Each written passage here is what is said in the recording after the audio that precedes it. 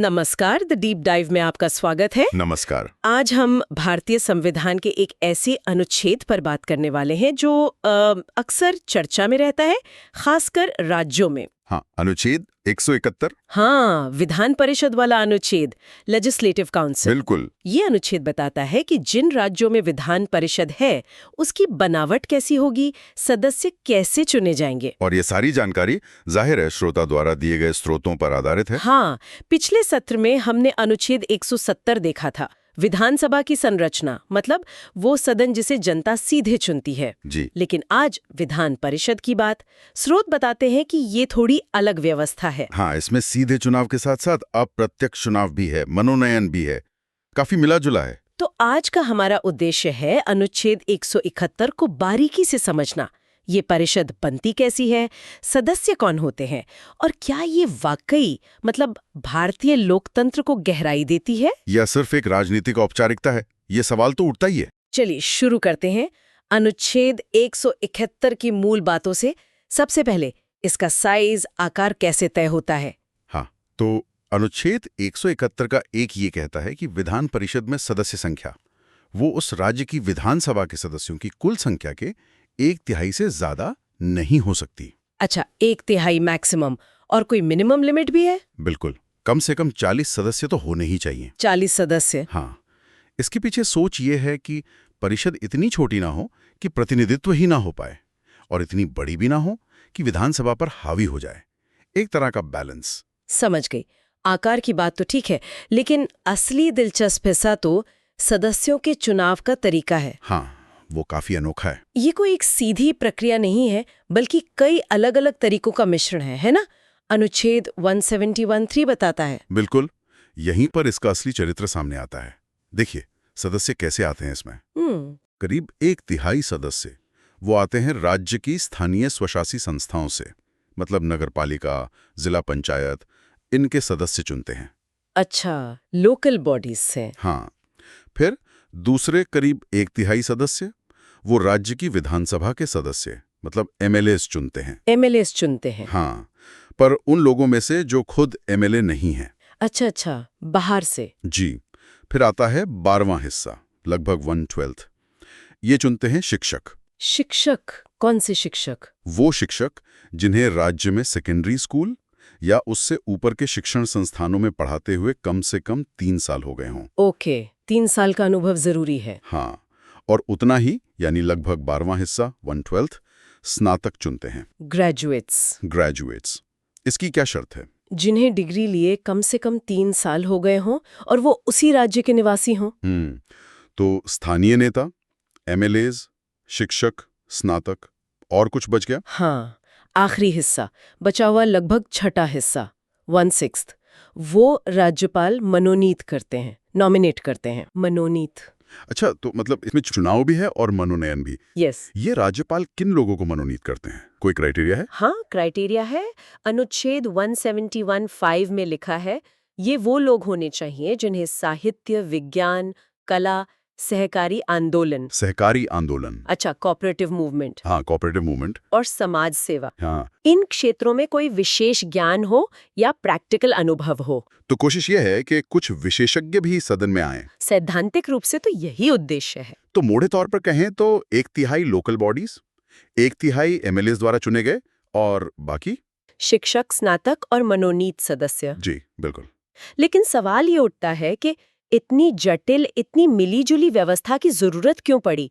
क्या सोच थी इसके पीछे? हाँ, ये बहुत महत्वपूर्ण सवाल है, और ये संविधान सभा में भी उठा था। अच्छा। स्रोत बताते हैं कि डॉक्टर BR अम्बेडकर इसके पक्ष में थे। उनका मानना था कि एक अच्छे लोकतंत्र में सिर्फ बहुमत ही काफी नहीं है, विचार विमर्श की गुणवत्ता, अनुभव, विशेषज्ञता ये भी जरूरी है। तो उनका तर्क ये था कि विधान परिषद एक ऐसा मंच बनेगी जहां अनुभवी लोग, विशेषज्ञ, जो शायद सीधे चुनाव न लड़ना चाहें या जीत ना पाएं, वो भी अपना योगदान दे सकें। बिल्कुल, अंबेडकर का यही विचार था कि चुनाव और मनोनयन का ये जो मिश्रण है, जहां कुछ चुने हुए लोग हों, कुछ विशेषज्ञ मनोनीत हों, ये विधायी प्रक्रिया में एक तरह की गंभीरता, एक परिपक्वता लाएगा। इसे वो सोबर सेकंड थॉट वाला सदन भी कहते हैं। हाँ, है ना? हाँ, अक्सर कहा जाता है। मतलब विधानसभा जो सीधे जनता के दबाव में होती है, वो अगर जल्दबाजी में कोई कानून पास कर दे तो विधान परिषद उस पर ठंडे दिमाग से दोबारा विचार कर सके, उसमें सुधार सुझा सके या कम से कम बहस के लिए थोड़ा और वक्त मिल जाए। हाँ बिल्कुल, यही इसका एक मुख्य उद्देश्य माना गया। इसकी प्रेरणा क्या ब्रिटिश हाउस ऑफ लॉर्ड्स से थी? कुछ हद तक कह सकते हैं, पर पूरी तरह नहीं। इसे भारतीय संदर्भ में ढाला गया है। हाउस ऑफ लॉर्ड्स तो ज्यादातर वंशानुगत या मनोनीत है। हाँ, वहाँ चुनाव वाला तत्व नहीं है। सही कहा। यहाँ चुनाव का भी एक महत्वपूर्ण हिस्सा है। मूल विचार था एक ऐसा दूसरा सदन बनाना जो विधानसभा का पूरक हो, उसका कॉम्पिटिटर ना हो। एक बैलेंसिंग एक्ट की तरह। जी, और विशेषज्ञ सलाह दे। साथ ही इसका एक और पहलू है, ये एक स्थायी सदन है। स्थायी सदन मतलब ये कभी भंग नहीं होती, जैसे लोकसभा या विधानसभा भंग हो जाती है। सही कहा, बिल्कुल राज्यसभा की तरह। विधान परिषद कभी पूरी तरह भंग नहीं होती। अच्छा, तो फिर सदस्य कैसे बदलते हैं? सदस्यों का कार्यकाल 6 साल का होता है और हर 2 साल में लगभग 1/3 सदस्य रिटायर हो जाते हैं। और उनकी जगह नए आ जाते हैं? हाँ, इससे सदन के कामकाज में एक निरंतरता बनी रहती है। सरकारें बदलें लेकिन सदन चलता रहता है। इसे नीतिगत स्थिरता के लिए भी अहम माना गया। निर्माताओं की सोच। लेकिन जरा आज की हकीकत पे नजर डालते हैं। क्या ये परिषदें वाकई वो सोबर सेकंड थॉट और विशेषज्ञता ला पा रही हैं? और ये है कहाँ-कहाँ आजकल? स्रोत के अनुसार 2025 तक भारत के 6 राज्यों में विधान परिषदें हैं। उत्तर प्रदेश, महाराष्ट्र, बिहार, कर्नाटक, आंध्र प्रदेश और तेलंगाना भी। जी हाँ, ये 6 राज्य। हालांकि स्रोत में मुख्य रूप से पहले 3 का ही जिक्र विस्तार से है। अच्छा, तो उत्तर प्रदेश का उदाहरण लेते हैं। वहाँ विधानसभा में 403 सदस्य हैं। हाँ। तो अनुच्छेद 171 के हिसाब से विधान परिषद में अधिकतम 1/3 यानी करीब 134 हो सकते हैं। पर हैं 100। अच्छा, वर्तमान में 100 सदस्य हैं, जो 40 के न्यूनतम सीमा से ऊपर है और 130 वाली अधिकतम सीमा के अंदर भी है। बिल्कुल, और इन 100 सदस्यों का बंटवारा भी उसी फॉर्मूले से होता है। स्रोत बताता है कि इनमें से 10 सदस्य राज्यपाल मनोनीत करते हैं। 10 मनोनीत? करीब 38 सदस्य एमएलएस चुनते हैं, 36 स्थानीय निकायों से आते हैं, 8 शिक्षक प्रतिनिधि और 8 स्नातक प्रतिनिधि। तो ये दिखाता है कि कैसे अलग-अलग समूह मिलकर परिषद बनाते हैं। जी। स्रोत में एक और बात है उत्तर प्रदेश के बारे में। हाँ। कि शिक्षक और स्नातक निर्वाचन क्षेत्रों में वोटर्स की संख्या काफी ज्यादा हो सकती है, कभी-कभी 1.5 लाख तक। हाँ, ये छोटे चुनाव नहीं होते, इनमें भी काफी मुकाबला होता है। मतलब ये अपने आप में काफी बड़े चुनाव है। बिल्कुल।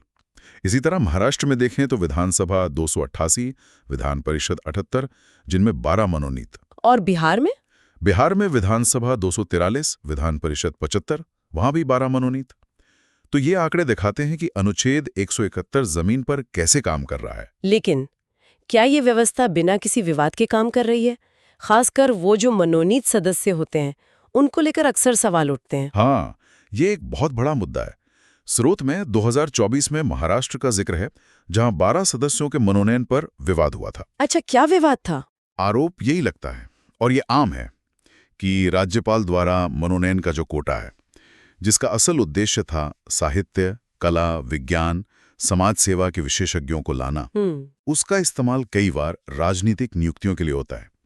मतलब पार्टी के वफादारों को जगह देना या जो नेता चुनाव हार गए उन्हें पिछले दरवाजे से सदन में ले आना। तो ये जो बैकडोर एंट्री वाली बात कही जाती है, क्या इसमें सच्चाई है? क्या इससे परिषद का मूल उद्देश्य कहीं खो रहा है? देखिए, ये एक गंभीर चिंता तो है ही, और इस पर बहस होती रहती है। इसी संदर्भ में सुप्रीम कोर्ट ने भी 2023 में एक टिप्पणी की थी। अच्छा, क्या कहा था कोर्ट ने? अदालत ने कहा था कि राज्यपाल से ये उम्मीद की जाती है कि वो मनोनयन की शक्ति का इस्तेमाल निष्पक्ष रूप से करे, बिना किसी राजनीतिक दबाव के, ताकि संविधान की जो भावना है उसका सम्मान हो। लेकिन क्या जमीनी हकीकत ऐसी है? कई बार लगता है कि जमीनी हकीकत थोड़ी अलग है, और ये सवाल सीधे उस बात से जुड़ता है जो हमने शुरू में उठाई थी।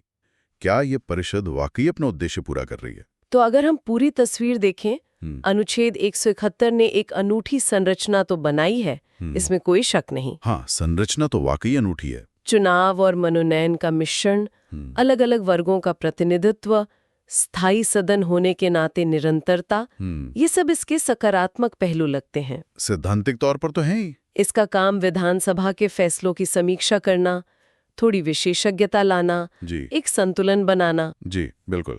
और ये उन आवाजों को भी मंच देता है जो शायद सीधे चुनावी राजनीति में ना आ पाए, जैसे शिक्षक, कलाकार या सहकारी क्षेत्र के लोग। लेकिन इसकी प्रभावशीलता वो इस बात पर निर्भर करती है कि इसका इस्तेमाल कैसे हो रहा है। सही कहा। क्या ये सचमुच बहस और विचार विमर्श का एक गंभीर केंद्र है, या सिर्फ विधानसभा की हाँ में हाँ मिलाने वाला, या फिर राजनीतिक मजबूरियों को साधने वाला एक अंग बनकर रह गया है? ये सवाल महत्वपूर्ण है। तो आज की चर्चा को अगर समेटें, हमने अनुच्छेद 171 को समझा। ये कुछ राज्यों में विधान परिषद की व्यवस्था करता है। हाँ, जिसका आकार विधानसभा के 1/3 से ज्यादा नहीं और 40 सदस्यों से कम नहीं हो सकता। इसकी सबसे बड़ी खासियत इसकी मिलीजुली संरचना है। स्थानीय निकाय, विधायक, शिक्षक, स्नातक, ये सब सदस्य चुनते हैं और राज्यपाल कुछ सदस्य मनोनीत करते हैं, लगभग छठा हिस्सा। हमने ये भी देखा कि इसका कार्यकाल 6 साल का होता है और ये एक स्थायी सदन है। हाँ, हर 2 साल में 1/3 सदस्य बदलते हैं, जिससे निरंतरता बनी रहती है। इसका उद्देश्य था विधायी प्रक्रिया में गहराई लाना, विशेषज्ञता, संतुलन, स्थिरता, जैसा डॉक्टर अंबेडकर जैसे संविधान निर्माताओं ने सोचा था। बिल्कुल। हाँ, लेकिन जैसा कि हमने बात की, इसकी वास्तविक प्रासंगिकता और प्रभावशीलता पर सवाल भी उठते हैं। खासकर मनोनयन प्रक्रिया और उसके राजनीतिक इस्तेमाल को लेकर चिंता है। सही। बिल्कुल। और यहीं पर हम श्रोताओं के लिए एक विचार छोड़ सकते हैं। ये सीधे स्रोत में नहीं है, लेकिन इस पूरी बातचीत से निकलता है। हाँ। जरा सोचिए, क्या आज के दौर में विधान परिषद वाकई विधायी गुणवत्ता बढ़ाने और विशेषज्ञता लाने का काम कर रही है, जैसा कि संविधान बनाते समय सोचा गया था? या फिर ये धीरे धीरे राजनीतिक समायोजन का एक महंगा मंच बनती जा रही है? इसके कामकाज का मूल्यांकन करते समय ये सवाल बहुत अहम हो जाता है। ये वाकई सोचने वाला मुद्दा है। इसी विचार के साथ हम अनुच्छेद 171 पर अपनी आज की ये गहन पड़ताल समाप्त करते हैं। जी। श्रोत में अगला विषय अनुच्छेद 172 है, जो विधानसभा के कार्यकाल से जुड़ा है। संभव है कि भविष्य में हम इस पर भी बात करें। जरूर। आज के लिए इतना ही। धन्यवाद। धन्यवाद।